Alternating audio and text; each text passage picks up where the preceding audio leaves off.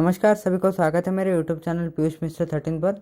और आज हम बात करने वाले हैं वेद व्यास के महाभारत का जो 54वां विषय है दुर्योधन का मंत्रणा, उसके बारे में आज हम बात करेंगे। तो चलिए शुरुआत करते हैं। जैसे कि हमें पता है कि पांडवगण जो थे वो अभी वनवास में थे और बहुत ऋषिगण भी जब उन्होंने सुना कि पांडवगण हस्तिनापुर के आसपास के वन में रह रहे हैं तो वो सब जो ऋषिगण थे वो पांडवों से मिलने चले गए। और इसी प्रकार एक ब्राह्मण पांडवों के पास जाने के पश्चात उन्होंने सोचा कि हस्तिनापुर भी चले जाएं उसके पश्चात और राजा धृतराष्ट्र से भी बातचीत कर लें। तो धृतराष्ट्र के पास वो एक ऋषि उनमें से गए, एक ब्राह्मण थे, वो गए और उन्होंने कहा कि जो पांडवों का दुख था वो महाराज के सामने बताया कि वो कैसे जी रहे हैं वहाँ पे मुश्किल में। और ये संवाद सुनकर राजा को तो दुख हुआ, और एक और बात भी उनके मन में रहा कि पांडवगण क्योंकि इतने दुख में रह रहे हैं तो उनका मन तो पूरी तरह से क्रोध में भरा हुआ होगा।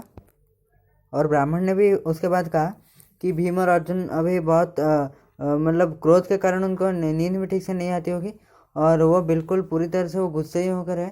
पर उनके मन में वो गुस्सा पता चल रहा है। और पर युधिष्ठिर क्योंकि युधिष्ठिर के शासन में है तो वो कुछ कह नहीं रहे, वरना वो बहुत क्रोधित होकर हैं। और अर्जुन भी अभी बहुत शक्तिशाली होकर लौटे हैं।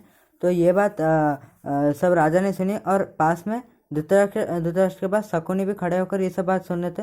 तो शकुनी ने दुर्योधन से कहा कि ये सब बात सुनकर विचलित मत हो, और उन्होंने परामर्श दिया कि शकुनी ने दुर्योधन से कहा कि अभी मतलब क्योंकि हमारा भाग्य अभी हमारे साथ है तो यही अभी बेहतर होगा कि दुर्योधन तुम खुद जाओ और पांडवगण के साथ मिलकर आओ, क्योंकि तुम्हारे जो ऐश्वर्य को देखकर उनको ईर्ष्या का मनोभाव उनके मन में आएगा और जिससे कि उनको और भी क्रोध होगा। और इसी प्रस्ताव पर दुर्योधन ने भी उत्तर दिया कि ये सब ठीक है, मुझे ये बात बिल्कुल सटीक लग रही है। पर उसके बाद उन्होंने कहा कि इसमें एक तो दुविधा है। और कर्ण ने जब पूछा तो फिर दुर्योधन ने बताया दुविधा यही है कि राजा धृतराष्ट्र कभी भी हमें अनुमति नहीं देंगे वहाँ पर जाने के लिए, और मैं कैसे जाऊँ मुझे भी नहीं पता, क्योंकि पांडवगण जरूर वहाँ पर बहुत क्रोधित होकर हैं।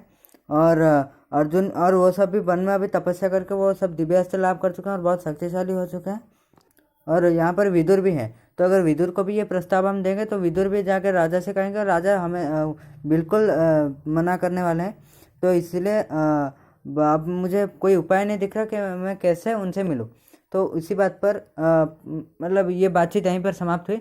और अगले दिन कर्ण ने शायद कुछ कहीं से उनको समाचार मिला होगा, तो कर्ण ने दूसरे दिन आकर कहा दुर्योधन से कि अभी एक बढ़िया रास्ता मिल गया है। बिल्कुल हंसकर उन्होंने कहा, और उन्होंने कहा कि जो हमारे जो गाय पालक है, हमारे जो हस्तिनापुर के जो गाय पालक है या जो गाय हैं उनके गिनने का समय अभी आ गया है। ये मतलब कुछ एक हम कह सकते हैं कुछ समय के बाद या एक साल में एक बार या 2 साल में एक बार ऐसे चलता रहता है वो जो गिनती होती है। तो शायद वही कुछ समय आया था कि हम जो वन में जितने भी सब जो गोपालक है या जो गाय है उनका ये गिनने का समय है।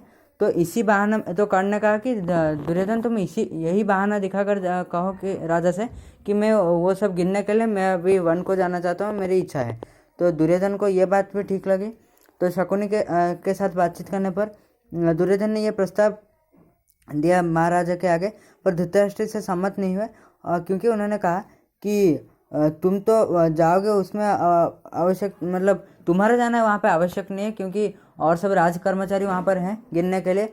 और मैंने ये भी सुना है कि पांडवगण वहीं पर रह रहे हैं, उनके आसपास भी अभी जाना बिल्कुल भी उचित नहीं है। और इसी बात पर शकुनी ने उत्तर दिया कि हम बिल्कुल भी पांडवों के पास नहीं जाने वाले हैं, हम सिर्फ हमारा काम करके आएंगे। पर धृतराष्ट्र ने कहा जो भी हो पांडवों के आसपास बिल्कुल भी नहीं रहना चाहिए, और तो वो जिस अभी दुख में जी रहे हैं अगर वो तुम्हारा ऐश्वर्य दिखाएंगे तो उनको और भी क्रोध होगा। और मतलब अगर तुमको अपमानित करने की इतनी ही इच्छा है पांडवगण को तो तुम्हारे कोई सैन्य को मतलब सैन्य में से कोई सैनिक को भेज दो, वही शायद बेहतर है।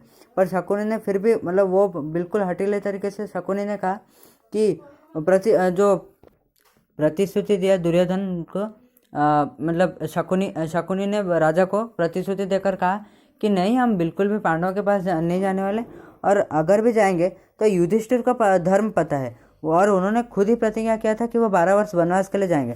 तो वो कभी और उनके भाई भी उनकी बात पूरी तरह से मानने वाले हैं, तो वो कभी भी जो पांडवगण है वो कभी भी हमारे खिलाफ लड़ाई करने नहीं उठेंगे या क्रोध नहीं करेंगे। और वैसे भी दुर्योधन का जाने का मन है वन को, तो आप अनुमति देने में आप मतलब ऐसे रोकिए, उनको रोकिए नहीं वन से जाने में, और दुर्योधन को अनुमति दीजिए वन जाने को। तो यही था हमारा 54वां विषय, और आशा करता हूँ आपको अच्छा लगा होगा। प्लीज़ चैनल को सब्सक्राइब कर दीजिए। प्लीज़ अगर आपको वीडियो अच्छा लगा तो लाइक भी कर दीजिए और शेयर भी कर दीजिए आपके फैमिली और फ्रेंड्स के साथ, ताकि हमारे चैनल और ग्रो कर सके। और धन्यवाद वीडियो को एंड तक देखने के लिए। आज के लिए बस इतना ही। नमस्कार।